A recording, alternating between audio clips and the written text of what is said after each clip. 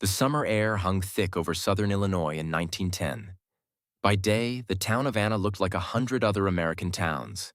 Children chased one another along dusty streets. Shopkeepers swept their sidewalks. Church bells rang on Sundays, and farmers discussed weather as if it were the most important thing in the world. But everyone knew there were two Annas. There was the Anna strangers saw, and there was the Anna people whispered about. 12-year-old Samuel Carter learned the difference from his father.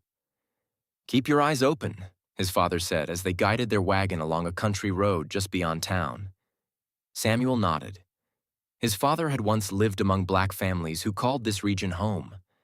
Families who worked, worshipped, laughed, married, and buried their dead in the same Illinois soil as everyone else.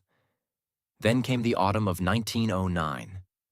A rumor, an accusation, a lynching in a nearby town, and a wave of fear that rolled across the countryside like a storm no one could stop. Or perhaps no one wanted to stop. Within days, black families began disappearing. Some left before nightfall. Some left because neighbors warned them. Some left because they understood what silence meant when an angry crowd gathered. Doors were locked. Wagons were loaded. Children were told not to ask questions. By the time winter arrived, streets that had once echoed with many voices had grown strangely quiet. Samuel's father never forgot it. "They weren't driven away by darkness," he once said. "They were driven away by people." The boy thought about those words often. One evening, as the sun bled orange across the horizon, Samuel noticed a lone traveler standing beside a broken wagon wheel near the edge of town. The traveler was black. Dust covered his coat. Exhaustion lined his face. He looked at the setting sun the way a sailor might watch an approaching storm. The man knew. Samuel could see it. Everybody knew. The traveler approached a farmhouse and knocked. The door opened only a crack. A few words were exchanged. The door closed. At the next house, the same thing happened, and the next, and the next. Not because there was no room, not because there was no food, but because fear had become law without ever being written down.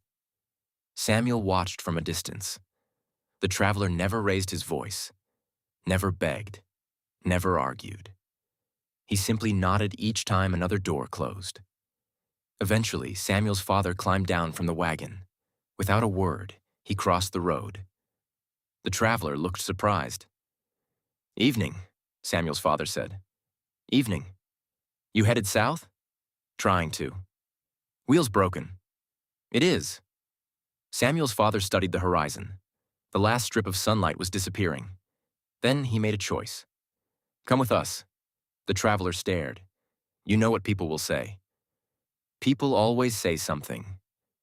For a moment, neither man spoke. Then the traveler smiled. Not a large smile. Not a triumphant smile. Just the kind a person gives when reminded that humanity still exists. That night, they repaired the wheel in a barn outside town. The traveler ate supper with them.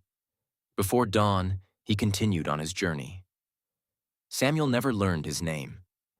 Years later, he would remember only three things: the dust on the man's coat, the fear in his eyes when the sun began to set, and the look on his face when one door finally opened, because that was the truth Samuel carried into old age. The cruelty of the era was real.